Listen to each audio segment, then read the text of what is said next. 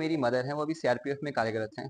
तो जैसे-जैसे उनका तबादला होता गया शहर से शहर, तो वैसे-वैसे मैं उनके साथ शहर to शहर मूव करता गया।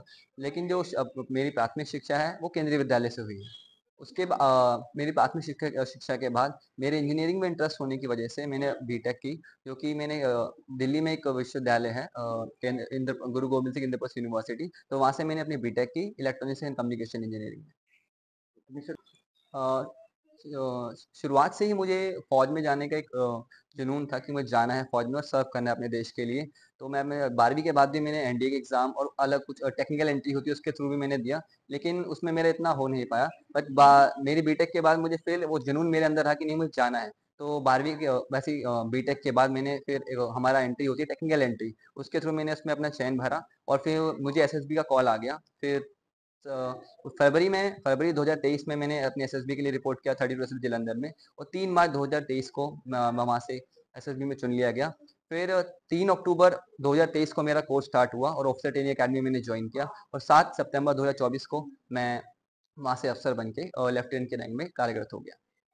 जिसमें बहुत सारे लोगों का संघर्ष भी जुड़ा हुआ है, चाहे वो मेरी माताजी की बात करूँ, मेरी नानी जी की बात करूँ, मेरी परिवारजनों की बात करूँ या मेरे मित्रों की बात करूँ, सबसे मुझे सीखने को मिला। क्योंकि एक कहावत है कि आप क्या हो, वो सबसे ज़्यादा निर्भर करता है आप कहाँ से आते हो। तो जहाँ से मैं आता हूँ बहुत एक हम्बल बैकग्राउंड है और जिसमें मेरा डिफेंस का भी बैकग्राउंड है, पैरामिलिट्री का भी बैकग्राउंड है। तो उनसे ही मुझे कुछ सीखने को मिला और एक तरीके से वो एक रोल मॉडल है मेरे लिए कि उनको देख के मुझे हुआ कि नहीं, देश सेवा एक ऐसा एक जॉब नहीं मैं कहूँगा, एक एक जुनून है। इसमें एक कारण है जिसकी वजह से मुझे डिफेंस सर्विस में जाने का मन किया। जी। अरुण मेरा एक ही बेटा है। अरुण जब 4.5 साल का था जब इसके फादर एक्सपायर हो गए, जो कि सीआरपीएफ में थे। उनके स्थान पर मैंने सीआरपीएफ में 2005 में ज्वाइन किया और अभी मैं सब इंस्पेक्टर जीसी जलंधर में पोस्टेड हूँ। मैं जहाँ भी ट्रांसफर रही बेटा वहाँ मेरे साथ रहा। फर्स्ट क्लास और सेकंड क्लास इसने दिल्ली से की, केंद्रीय विद्यालय पुष्प विहार। थर्ड से लेकर 9th इसने किया अजमेर में, केंद्रीय विद्यालय अजमेर में। 10th 11th 12th की इसने जीसी जुड़ोदा नई दिल्ली नजफगढ़ के पास में है जो केंद्रीय विद्यालय से की। उसके बाद इसने इंद्रप्रस्थ यूनिवर्सिटी से बीटेक की। परिवार का इसकी स्टडी के लिए बहुत सहयोग रहा, चाहे मेरी माता जी पिताजी, मेरे ब्रदर या मेरे देवर जेठ हैं, जहाँ भी मुझे जरूरत पड़ी, क्योंकि मैं सिंगल पेरेंट, कभी मुझे जरूरत पड़ती थी कहीं मैं दूर दूर पोस्टेड रही हूँ तो मुझे पूरा सहयोग मिला। बचपन में ये शरारती था पर पढ़ने में अच्छा था। टाइम का बहुत पंचुअल था। अगर इसने मैंने बोल दिया कि आप खेलने जा रहे हो 7 बजे आना है, तो ये किसी से भी टाइम पूछता था, अंकल टाइम क्या हुआ। तो फिर कोई पूछेगा कि क्यों, नहीं मम्मी अभी पहुंचना है 7 बजे मुझे, तो ये 7 बजे पहुंचता था आकर।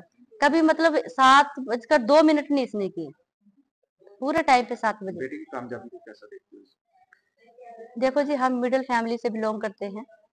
मुझे बहुत गर्व है अपने बेटे पर, जिसने अपने अपने पापा का, अपने दादा दादी का, जो इस दुनिया में नहीं है, उनका नाम रोशन किया।